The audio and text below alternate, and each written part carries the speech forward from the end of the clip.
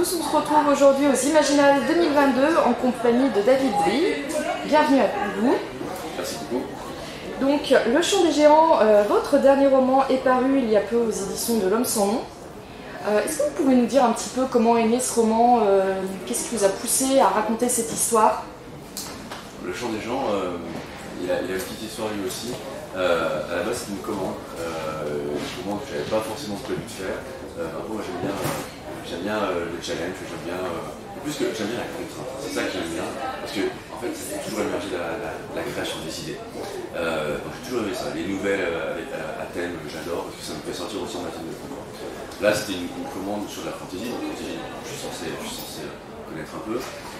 Sauf que j'ai séché. Mais vraiment, je ne savais pas trop comment m'y coller, je ne savais pas quoi faire, ça ne m'était jamais arrivé. D'habitude, un roman, tout de suite j'ai une idée, je me lance. Et là, j'ai beaucoup tourné en rond, j'ai beaucoup marché. Je marche pour chacune des idées, et j'étais un peu coincé. Et puis l'idée s'est construite petit à petit sur ce que je voulais faire. Et ce qui est rigolo, c'est qu'une fois que j'ai fini d'avoir cette graine du roman, d'avoir cette idée, l'écriture a été d'une fluidité, je n'ai jamais connu ça, donc c'est mon 11e ou 12e roman. L'écriture a été très facile, l'idée a été compliquée. Et puis cette commande qui devait être faite pour une autre maison d'édition, finalement c'est pas faite.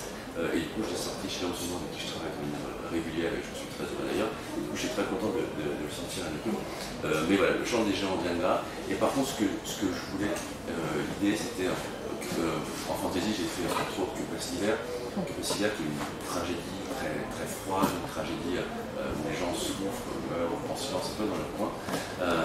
Là, ce que j'ai voulu faire, c'est un peu l'inverse. J'adore la tragédie. Il y a un truc qui bouleverse, qui emporte, c'est quelque chose qui me fascine. J'adore les piles aussi. J'adore ces grandes batailles, j'adore les légendes du roi Arthur.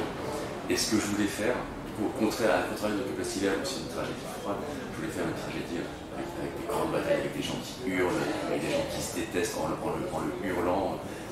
C'était vraiment ça qui m'a conduit. Et j'ai adoré l'écrire. C'était genre Macbeth contre la guerre de Troie, quoi. C'était un peu ça, ouais. Ouais, c'est vrai que c'est très froid Que passe l'hiver. Ouais. Mais du coup, c'était super intéressant de travailler, d'avoir deux romans traités de manière complètement différente, entre deux tragédies. Donc, il y a quand même une armature un peu commune, mais c'est de travailler ces deux aspects, qui sont aussi deux aspects des sentiments humains. C'est extraordinaire, c'est qu'il y a des gens qui souffrent en silence, qui pleurent en silence, c'est bien souvent très difficile.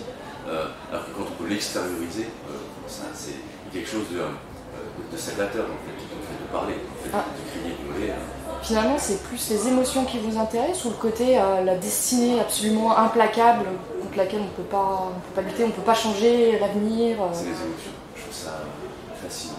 Je trouve ça très humain. Et je crois que c'est l'humain qui me fascine. Vraiment, c'est le bon mot. Parce que ça nous emporte. Vraiment, c'est être emporté. Je trouve ça très touchant. Être emporté par la tristesse ou par la mélancolie, c'est la neige, c'est le passivaire, c'est quelque chose de très pesant. Au contraire, ces sentiments de la colère, la rage, quand ça explose, c'est vraiment ça qui m'aime beaucoup, que j'aime. C'est le matin. C'est le matin. Le sens du destin, en fait, le sens de la destinée, il ne fait que servir ça. C'est-à-dire que la destinée, on peut l'accepter, on peut lutter contre, et à nouveau, ça provoque des sentiments. On peut se battre contre, on peut se résigner, on peut décider de mourir, mais ça ne fait que servir cette partie, que servir les sentiments. Enfin, dans ce que j'aime en tout cas. Et en parlant de sentiments, donc est-ce que vous pourriez nous dire quelques mots sur l'intrigue? Le Chant des Géants, ça se passe sur une île qui est rêvée par trois géants qui rêvent l'île et qui rêvent aussi des gens qui y vivent. Il y a les géants des batailles de la bravoure, et du coup l'île, les différents royaumes sont toujours en guerre les uns contre les autres. Il y a les géantes qui elles rêvent de chasse, de brouillard, de grandes rivières, du coup l'île est faite de tout ça. Et le troisième géant, c'est le géant de la mort et de la musique, et c'est lui qui va teinter toute cette histoire parce que j'adore pas la mort. Il y a un côté entre la finitude qui fait qu'on essaie de vivre beaucoup, et la musique et c'est l'histoire de deux princes, deux frères qui vont partir en guerre contre l'un des royaumes voisins. Et c'est ça qui va tout déclencher. Ils vont tomber amoureux de la même femme, ils vont se battre contre elle, ils vont se battre, ils vont déclencher une nouvelle guerre dans cette île, alors que de l'océan approche une brume noire qui peu à peu commence à dévorer l'île, et certains disent que c'est les gens qui sont en train de s'endormir trop profondément pour même rêver l'île. Sauf qu'en fait, bien évidemment, l'arrivée de cette brume est en lien avec ce qui se passe avec cette nouvelle guerre, et que les immortels qui veillent des géants endormis, qui veillent au sommet des gens, sont pour la première fois sortis de leur domaine pour observer ces batailles et ces gens qui s'aiment et se déchirent. Et tout ça évidemment est lié, et c'est ce que va raconter le chant des guerres. Ça fait penser un peu à la façon dont interviennent les dieux nordiques, Odin, sur le monde humain, des fois ils sont plutôt de leur côté, et puis des fois ils se disent bon, on va aller voir ce qui se passe un petit peu. Je suis très inspiré par la mythologie. Alors, c'est une sorte de micmac dans ma tête, c'est-à-dire que j'adore la mythologie, j'en ai lu plein, je suis pas un spécialiste, mais c'est comme des ingrédients d'une grosse marmite, peut-être une grosse marmite, et puis il y a des mythologies nordiques que je trouve fascinantes. Elle est brutale, elle est froide, elle est assez violente, mais j'aime les Valkyries, Odin, il y a des trucs très épiques. J'adore. Vous avez lu beaucoup de chants et de sagas Non, c'est plus, pour le coup, non. Il y a des romans où je travaille plus ce genre de choses en amont. Là, je me suis plus inspiré de tout ce que j'ai pu lire au cours des 48 années précédentes. Et au fait, pourquoi l'île d'Ouestan est-elle rêvée en particulier par des géants et non pas par d'autres personnages? Parce que quand j'ai galéré comme un âne pour trouver cette idée du chant des gens, j'ai vraiment beaucoup tergiversé. En fait, le point de départ de ce roman, et j'oublie toujours le nom, c'est la marche des géants. Vous savez, c'est des grands plateaux qui sont au nord de l'Irlande, la chaussée des géants. C'est ça. Et en fait, le point de départ, il était là. Je savais que je voulais faire quelque chose autour du mythe, autour de l'épique, autour de plein de choses. Et c'est vraiment. Et du coup, à un moment, tiens, je cherchais l'Irlande. Du coup, aussi, je me suis un peu renseigné plus sur la mythologie irlandaise. Et puis, un jour, je tombe là-dessus. Je dis, ah ouais, des géants. Et je trouvais ça très joli, l'idée que ce soit des géants qui dorment. Vraiment, je trouvais ça. Je sais pas, ça m'a touché. Qui soient un peu les protecteurs. Ouais, et puis l'idée de donner, de créer un monde avec ses rêves, mais c'est aussi très en lien avec ce que je vais raconter dans cette histoire. Donc ouais, c'est vraiment la petite étincelle qui fait que voilà, hop, c'était bon, c'était allumé, je pouvais commencer à travailler. Ok. Après, côté genre littéraire, vous avez publié donc, du fantasy, du policier avec La Princesse et le Visage de Nuit, plus de la fantaisie tragique avec Que passe l'hiver. Mais vos récits, ils ont toujours un côté quête initiatique. Le héros, il avance, il apprend des choses. Est-ce que c'est un cheminement qui vous tient particulièrement à cœur ou ça se fait tout seul? Ça se fait tout seul. Après, la quête de sens, c'est... moi, je suis plus détendu avec ça maintenant, mais je trouve ça intéressant parce qu'en fait, je trouve que ça pose des questions fondamentales. C'est quelles sont nos valeurs? Qu'est-ce qui vaut le coup de se battre? Qu'est-ce qui nous bouscule? Moi, c'est vraiment quelque chose qui me... Enfin, on est là pour un temps donné, et le temps passe vite, et savoir qu'est-ce qu'on doit protéger, je trouve ça, qu'est-ce qu'on peut accepter, je trouve ça vraiment très intéressant, parce que ça nous pousse à nous poser des questions sur qu'est-ce qui est important pour nous. Effectivement, ça rejoint beaucoup la quête initiatique, parce que c'est là où je mets tout ça. Je pense que c'est un âge, devenir adulte, ça se fait pas à 18 ans, ça dépend des gens, il y en a qui le font un peu plus tôt et c'est dommage, il y en a qui le font beaucoup plus tard, et c'est quelque chose qui prend du temps. Je crois qu'on se débarrasse au fur et à mesure, et du coup ce type de capacité est très comme ça, c'est de petit à petit, on se débarrasse, on met de côté des parts d'enfance ou des parts d'autres choses. Et ce qu'il faut être attentif, je crois, c'est que ce que je vois moi, c'est qu'il faut en garder certaines. Moi j'ai gardé l'émerveillement, je suis très émerveillé, et ça c'est une part de mon enfance. D'autres ont gardé, chacun va regarder ce qu'il veut, mais il faut en garder, il ne faut surtout pas trop se détourner, sinon je crois qu'on devient adulte triste. Alors finalement, vos héros, c'est la part de votre émerveillement, que vous transposez dans des romans. Il y a forcément moins, je crois qu'on ne peut pas essayer ou espérer toucher les gens si on n'est pas honnête. Donc il faut mettre de nos tripes. Après, mes histoires sont évidemment pas autobiographiques. J'ai pas été me battre sur des grandes morts désertes, j'ai pas assisté à 25 morts. Quelle déception, déception. Moi je pensais que c'était une autobiographie. Mais par contre, si on veut pouvoir toucher les gens, si on veut pouvoir être crédible, mais c'est surtout toucher. Je vois qu'on ne peut pas, en tout cas moi je ne sais pas le faire avec des sentiments autres que les biens. Les sentiments on les a tous, hein. On est heureux, on est gentil, des fois on est très bête, des fois on est jaloux, des fois on est en colère. Et c'est tout ça que j'utilise, et que je vais. C'est là aussi une fois plus des ingrédients que je donnais à mes personnages pour qu'ils puissent toucher chacun. J'espère qu'ils puissent toucher chacun des lecteurs. Comme moi il me touche quand j'écris, moi je suis vraiment. Je suis transporté par toute cette émotion quand j'écris. Hier, c'était un table ronde là où les lycéens me demandaient qu'est-ce que ça me faisait d'écrire, est-ce que des fois j'étais triste. Et oui, des fois je suis très triste quand j'écris, c'est vraiment que je suis tout aussi emporté. Et j'espère que ça aide justement parce que c'est un peu comme la musique. Je parle souvent de musique parce que j'écris en musique et je trouve que ça me. Enfin, moi ça me met dans des états, la musique je trouve ça extraordinaire, c'est un art extraordinaire. Et ça me met dans des états, je sais quelques notes. Et du coup, je sais que ça nous influence tous, et ça influence aussi l'écriture. Donc la musique, les sentiments, j'absorbe tout ça pour ensuite essayer de décrire le mieux possible. C'est là où arrive le travail. C'est comme une matière première qu'on transforme ensuite en mots pour à nouveau essayer de retoucher, retransporter le lecteur. C'est fascinant, c'est compliqué, et puis c'est pas exact, mais c'est fascinant. Et vu comment la musique a une place importante pour vous, vous avez des playlists spéciales, écriture, à chaque fois que vous écrivez un roman. Est-ce que par exemple, chaque géant a sa musique? Et laquelle c'est? Non, alors ce que je fais toujours, c'est pour chaque roman, je fais une playlist. Et après, je la suis plus ou moins. Mais quand je prépare le roman, je prépare toujours la playlist. Et pour le chant des gens, je vais alterner. J'aime beaucoup la pop anglaise un peu dépressive parce que c'est ce qui me met justement dans des états où je fais. Et puis j'aime bien écouter, je trouve ça. La mélancolie, je suis quelqu'un plutôt l'autre. Et la mélancolie, c'est quelque chose de très poétique, je trouve. C'est du romantique, c'est quelque chose que j'aime bien, qui m'alimente, qui me donne des idées. Et pour Chant des géants, du coup, j'ai eu beaucoup de pop. Et puis, j'ai alterné avec des musiques plus hippies ou plus sceptiques, un peu de Braveheart, ce genre de choses. Le dernier des Mohicans. Oui, aussi. Et du coup, voilà, donc c'est un mélange de tout ça. Et puis après, ça va être surtout au début. Comme ça me pose vraiment l'ambiance, ça me pose je parlais juste avant là, des sentiments que ça provoque, ça me pose ça. Et puis ensuite je peux mettre une autre playlist qui est plus générique, je pense que la moitié des gens se pendent en l'écoutant, et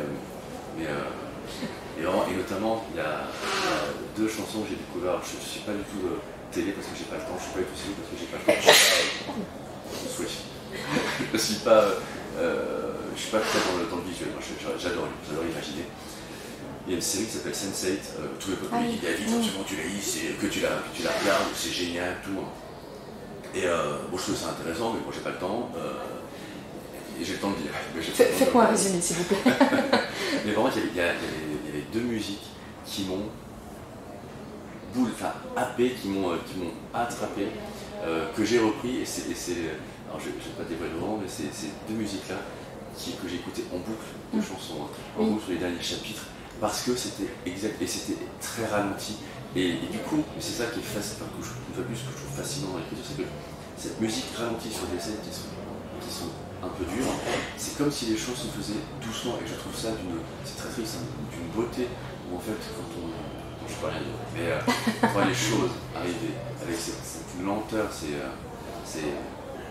trouve ça extraordinaire. Du coup, ça me met moi dans des sentiments, dans des trucs que j'essaie de retranscrire après. C'est vraiment en termes de travail, d'écriture, c'est assez extraordinaire. Et est-ce que finalement vous avez d'autres inspirations que la musique, ou c'est vraiment principalement la musique? C'est principalement la musique. Après, je suis aussi, notamment pour La Princesse, au Visage de nuit. Le monde extérieur, évidemment, je regarde les infos, j'ai une vraie vie en dehors de l'écriture, je sors de chez moi, et ça m'influence, oui, l'enfance. Je suis un papa, et du coup, la fragilité de l'enfant, c'est quelque chose qui quand on entend des trucs atroces à la télé, ça me touche. Et du coup, La Princesse, c'est aussi parce que j'ai besoin ou envie de parler de ça. Après, je crois qu'on ne peut pas être perméable à la guerre, on ne peut pas être perméable au Covid, parce que ça change le monde autour de nous, et je crois vraiment que on écrit notre époque, on écrit les problématiques de notre époque. Alors évidemment, on fait avec de la science-fiction, on fait avec du fantastique, on fait avec de la fantasy. En fait, soit on parle de nous, en se cachant, moi c'est pas trop mon cas, je crois.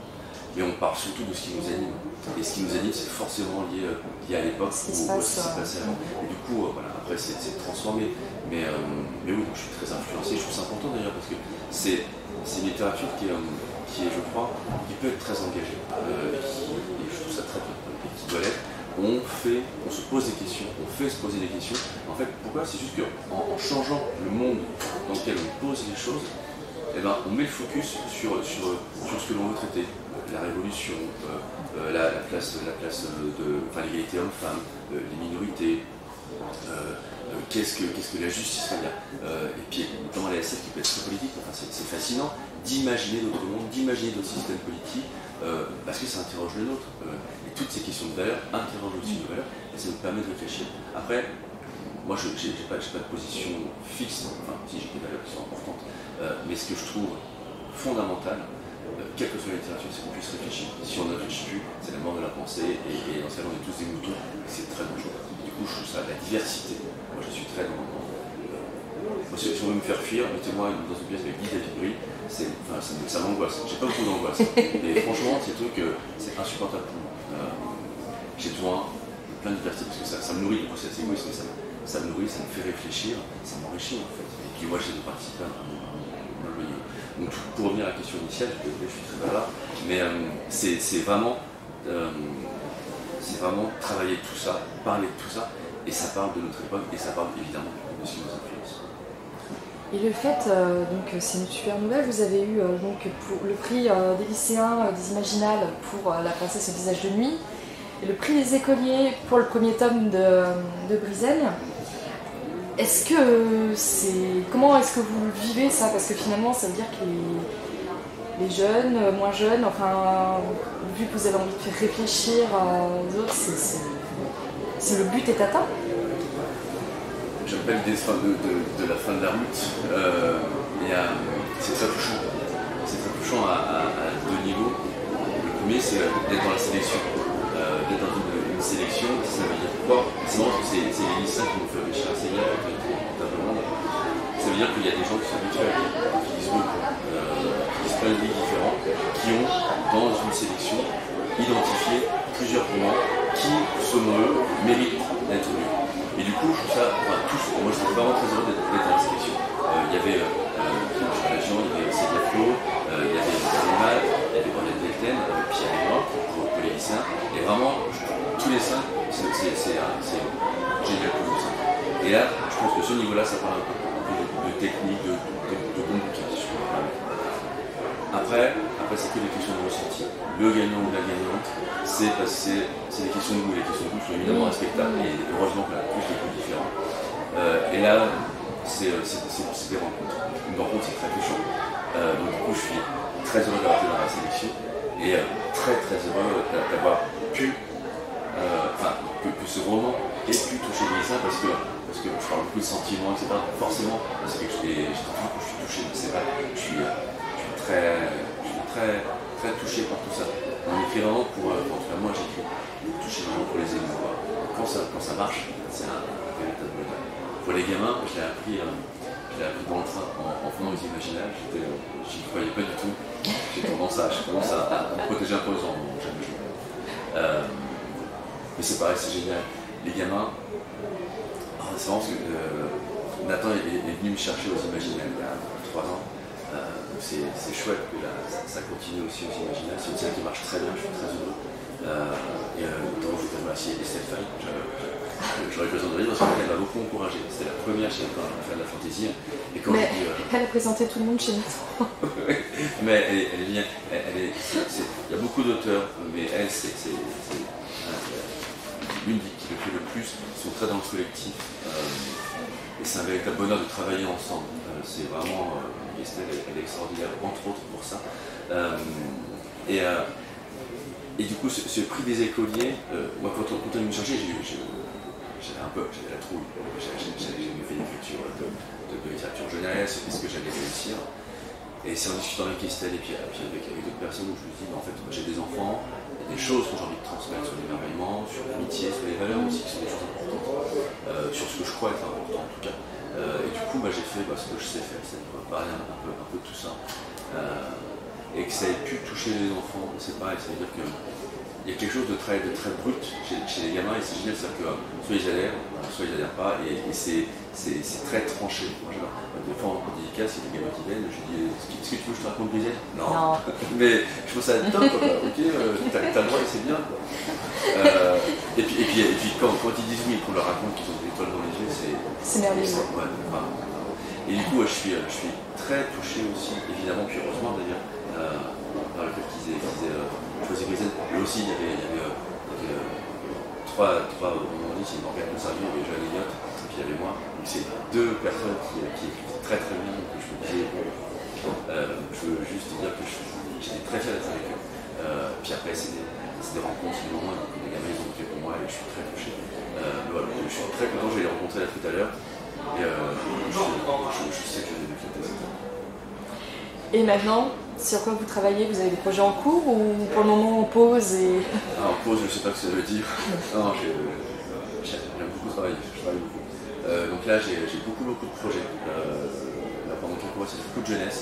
J'ai 2 séries jeunesse sur lesquelles je vais beaucoup m'amuser, que je vais écrire. Des petits textes aussi à droite à gauche. Et puis, je vais avoir un gros travail sur un roman de SF, science-fiction. Ouais, et je suis d'accord sur le gros parce qu'en fait c'est quelque chose que j'ai jamais fait encore. J'aime beaucoup la SF et j'aime pas l'idée de faire 50 fois la même chose parce que je m'ennuie très vite. J'ai besoin de jouer gros et j'ai besoin d'essayer. Donc la SF, quand on m'a proposé de faire de la SF, j'ai dit oui tout de suite pour le coup. J'ai eu moins peur que pour la jeunesse. Donc c'est plus de travail. Je suis un lecteur de SF, donc je suis pas inquiet, mais la question que je me pose, que je ne me suis pas posée pour la princesse, c'est marrant, c'est de me dire, ok, la SF, il y a plein de gens qui font une magnifique SF, qu'est-ce que moi je vais pouvoir faire, pas qui sera mieux parce que je n'ai pas la passion de faire mieux, mais qu'est-ce que, en écrivant ce que je sais écrire, qu'est-ce que je vais pouvoir raconter. Il y a des sujets qui m'animent, il y a des sujets, j'ai déjà pas mal d'idées dans la tête, où je suis en train de travailler tout ça, de faire mon gloubi-boulga pour commencer à écrire, mais c'est un chouette défi. Je suis vraiment content de le faire. J'espère que je vais réussir à toucher quelque chose d'intéressant. Je vais beaucoup bosser, mais j'adore.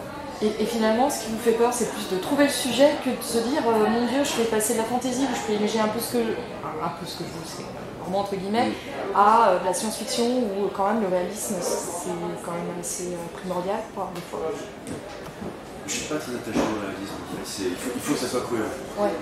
Et toujours la cohérence, ça j'y travaille. C'est un vrai sujet. J'y travaille pas. Parce que si mon histoire n'est pas cohérente, mon monde n'est pas cohérent, ça ira pas.